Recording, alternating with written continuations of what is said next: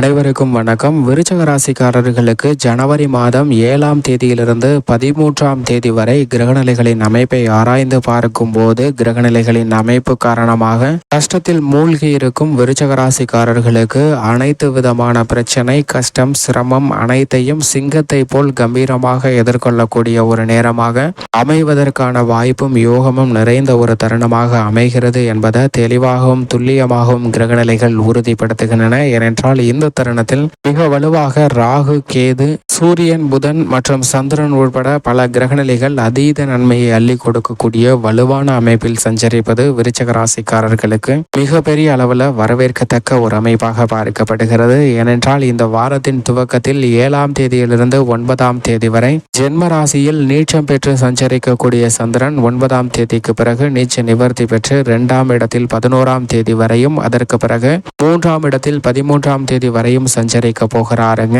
சந்திரன் ஜென்ம ராசியை விட்டு விலகக்கூடிய இந்த வாரம் மந்தமான சூழ்நிலைகள் அனைத்தும் விலகி நல்ல முன்னேற்ற வாய்ப்புகள் நிறைந்து கிடைக்கும். ஜென்ம ராசியில் நீச்சம் பெற்று சஞ்சரித்தாலும் பெரிய அளவிற்கு சிரமம் இல்லை என்பதை சந்திரன் உறுதிப்படுத்துகிறாருங்க. ஏனென்றால் சந்திராஷ்டமம் போன்ற நிகழ்வுகள் எதுவும் இந்த வாரத்தில் இல்லை என்பது விருச்சிக ராசிக்காரர்களுக்கு நன்மையும் யோகமும் நிறைந்து கொடுக்கக்கூடிய ஒரு சிறந்த அமைப்பாக பார்க்கப்படுகிறது. பல்வேறு வகையான காரிய தடைகள், தாமதங்கள் அனைத்துமே விலகி நல்ல முன்னேற்றம் நிறைந்து கிடைப்பதற்கான வாய்ப்பு நிச்சயமாக விருச்சிக ராசிக்காரர்களுக்கு உருவாகிறது என்பதை தெளிவாக சந்திரன் உறுதிப்படுத்துகிறார். அது மட்டுமல்லாது எந்த காரியத்தை கையில் எடுத்தாலும் அவற்றை மனநிறைவுடனும் திருப்திகரமுடனும் செய்வதற்கான வாய்ப்பை உறுதிப்படுத்துகிறாருங்க. பழைய கடன்கள் இருப்பின் அவற்றை அடைப்பதற்கான நல்ல வாய்ப்பும் சந்தர்ப்பமும் உருவாகக்கூடிய இனிமையான தருணமாக அமைகிறது என்பதை தெளிவாக உறுதிப்படுத்துகிறார். ஏனென்றால் சந்திரன், செவ்வாய், சூரியன், புதன் போன்ற கிரகநிலைகளுடன் இணைந்து சஞ்சரிக்கிறாருங்க. வாரத்தின் துவக்கத்தில் சுக்கிரனுடன் இணைந்து சஞ்சரிக்கக்கூடிய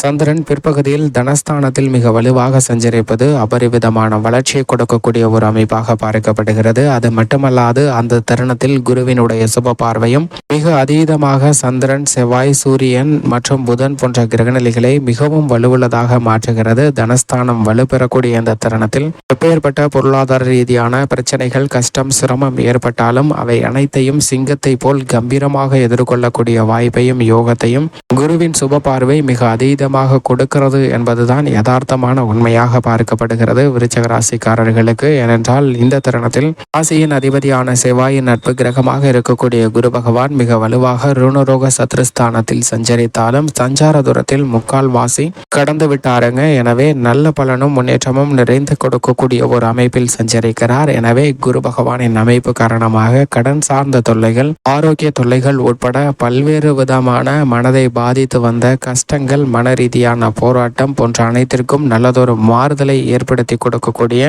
வாய்ப்பாக குருவினுடைய அமைப்பானது பார்க்கப்படுகிறது. அது மட்டுமல்லாது இந்த தருணத்தில் சுகஸ்தானத்தில் மிக வலுவாக சனி அமர்ந்தாலும் கூட அவர் 3 மற்றும் 4ஆம் இடத்தின் அதிபதியாக இருக்கிறாருங்க. சுகஸ்தானத்தின் அதிபதியாக இருக்கக்கூடிய சனி பகவான் சுகஸ்தானத்தில் அமர்ந்து சஞ்சரிப்பது பெரிய அளவிற்கு சிரமம் ஏற்படுத்தக்கூடிய ஒரு அமைப்பாக பார்க்க முடியாது விருச்சிக ராசிக்காரர்களுக்கு. ஏனென்றால் பல்வேறு வகையான சுப ரீதியான நிகழ்வுகளை மிக சிறப்பாக நடத்தி கொடுக்க போகிறாருங்க. சின்ன சின்ன தடைகளும் அலைச்சலும் அதிகரித்தாலும் அதற்கான ஆதாயம் நிறைந்து கிடைக்கக்கூடிய வாய்ப்பை அபரிவிதமாக உருவாக்கி கொடுக்கிறார் சனி. உறவினர்களுக்கிடையே ஒற்றுமை அதிகரிக்கும், குடும்பத்தில் அன்பும் அந்யோன்யமும் பாசமும் அதிகரிக்கக்கூடிய ஒரு சிறந்த தருணமாக பார்க்கப்படுகிறது. கணவன் மனைவிக்கிடையே அன்பும் அந்யோன்யமும் அதிகரிக்கும். பிரிந்து சென்ற கணவன் மனைவிகள் இணைவதற்கான வாய்ப்பும் சாத்தியக்கூறுகளும் நிச்சயமாக உருவாகிறது. அர்த்தாஷ்டக தோஷம் பெரிய அளவிற்கு பாதிப்பை ஏற்படுத்தி விடாது. சற்று இந்த தருணத்தில் வளைந்து கொடுத்து சென்றால் நிச்சயமாக விருச்சிக ராசிக்காரர்களுக்கு மிக பெரிய அளவில் முன்னேற்ற வாய்ப்பு உத்தியோக ரீதியாக காத்திருக்கிறது. தொழில்துறை, வியாபாரத்துறையில்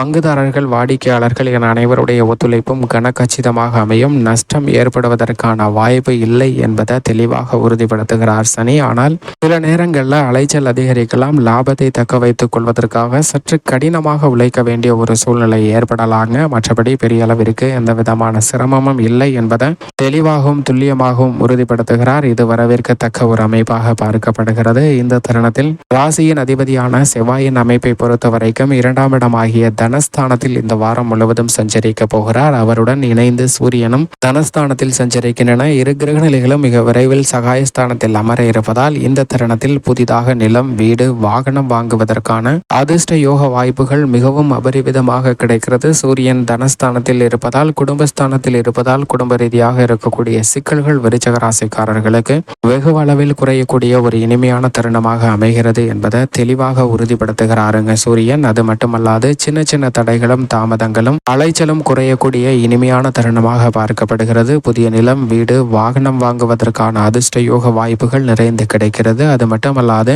குரு பகவானுடைய சுப பார்வை செவ்வாயின் மீது அதீதமாக கிடைப்பதால் குரு மங்கள யோகமானது நிறைந்து கிடைக்கக்கூடிய ஒரு வாரமாக விருச்சிக ராசிக்காரர்களுக்கு மிகவும் சிறப்பாக அமைகிறது. எனவே பல்வேறு வகையான காரிய தடைகள் நீங்கி நல்ல முன்னேற்றம் நிறைந்து பெறக்கூடிய ஒரு இனிமையான தருணமாக அமைய போகிறது என்பதை தெளிவாகவும் துல்லியமாகவும் உறுதிப்படுத்துகிறாருங்க. இது வரவேற்கத்தக்க ஒரு அமைப்பாக பார்க்கப்படுகிறது. அது மட்டுமல்லாது மாதத்தில் துவக்கத்தில் இருந்தே ஜென்ம ராசியில் சஞ்சரித்து வந்த புதன் இந்த தருணத்தில் 8ஆம் தேதிக்கு பிறகு 2ஆம் இடமாகிய தனஸ்தானத்தில் நுழைய போகிறாருங்க. புதன் தனஸ்தானத்திற்கு வருவது பொருளாதார ரீதியான சிக்கல்களை விளக்கக்கூடிய ஒரு அமைப்பாக பார்க்கப்படுகிறது. எந்த காரியத்தை செய்தாலும் அவற்றை சிக்கல் இல்லாமல் சிரமம் இல்லாமல் செய்து முடிப்பதற்கான வாய்ப்பையும் யோகத்தையும் நிறைந்து கொடுக்க போகிறாருங்க. பல்வேறு வகையில நல்ல முன்னேற்றம் நிறைந்து கிடைப்பதற்கான வாய்ப்பையும் உணர்ச்சி வசப்படாமல் அனைத்து விதமான பணிகளை மேற்கொள்வதற்கான யோகத்தையும் நிறைந்து கொடுக்கிறார். ஜென்மராசியில் இந்த வாரம் முழுவதும் சுக்கிரன் வீற்றிருக்கிறாருங்க. ஜென்மராசியில் சுக்கிரன் வீற்றிருப்பது ஒரு விதமான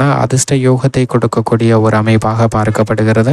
சுக்கிரனின் அமைப்பு காரணமாக புதிய வாய்ப்புகள் நிறைந்து கிடைக்கும். கலைத்துறை சம்பந்தப்பட்ட அனைத்து விதமான பணிகளும் மிக சிறப்பாக செய்யலாம். பொது வாழ்வில் இருப்பவர்களுக்கு திட்டமிட்டதை விட மிக சிறந்த வளர்ச்சியும் முன்னேற்றமும் நிறைந்து பெறக்கூடிய ஒரு இனிமையான தருணமாக அமைய போகிறது என்பதை தெளிவாகவும் துல்லியமாகவும் உறுதிப்படுத்துகின்றன கிரகநிலைகள். அது மட்டுமல்லாது இந்த தருணத்தில் மிக சிறப்பான முன்னேற்ற வாய்ப்புகள் நிறைந்து கிடைக்கக்கூடிய ஒரு தருணமாக நிழல் கிரகமாக இருக்கக்கூடிய ராகு கேது மிக பெரிய அளவில் முன்னேற்ற வாய்ப்பை நிறைந்து கொடுக்கக்கூடிய வலுவான அமைப்பில் சஞ்சரிக்கின்றன. ஏனென்றால் ராகு 5ஆம் இடமாகிய பூர்வ புண்ணிய ஸ்தானத்திலும் மோட்சக்காரகரான கேது லாபஸ்தானமாகிய 11ஆம் இடத்திலும் சஞ்சரிக்கிறாருங்க. ராகு 5ஆம் இடமாகிய பூர்வ புண்ணிய ஸ்தானத்தில் வீற்றிருப்பதால் குடும்ப ரீதியாக இருக்கக்கூடிய பல சிக்கல்கள், தடைகள், தொந்தரவுகள் அனைத்தும் நீங்கும். திட்டமிட்டபடி புதிய பொருளாதார ரீதியான முன்னேற்ற வாய்ப்புகள் நிறைந்து கிடைப்பதற்கான வாய்ப்பு உருவாகிறது. லாபஸ்தானத்தில் நிலை கொண்டிருக்கக்கூடிய மோட்சக்காரகரான கேது விருச்சிக ராசிக்காரர்களுக்கு எப்பேற்பட்ட சிரமம் ஏற்பட்டாலும் அனைத்து சிரமத்தையும் சிங்கத்தை போல் கம்பீரமாக எதிர்கொண்டு வெற்றி பெறக்கூடிய இனிமையான நேரமாக மாற்றுவதற்கான வாய்ப்பையும் யோகத்தையும் நிறைந்து கொடுக்க போகிறாருங்க. இது வரவேற்கத்தக்க ஒரு அமைப்பாக பார்க்கப்படுகிறது. எனவேதான் இந்த வாரம் பல கஷ்டம் நீங்கி மகிழ்ச்சி பிறக்கக்கூடிய ஒரு இனிமையான தருணமாக விருச்சிக ராசிக்காரர்களுக்கு அமைய போகிறது. மேலும் சாதகமாக மாற்றிக்கொள்ள நிச்சயமாக விருச்சிக ராசிக்காரர்கள் வாரத்தில் ஏதேனும் ஒரு நாள் விரதமிருந்து அருகாமையில் உள்ள நவகிரக சன்னதி சென்று தீபம் ஏற்றி வழிபாடு செய்யுங்கள். அப்படி செய்வதால் நிறைந்த நன்மையும் முன்னேற்றமும் நிச்சயமாக விருச்சிக ராசிக்காரர்களுடைய வாழ்வில் இனிதாக கிடைக்கும் என்பதில் சந்தேகமே இல்லை.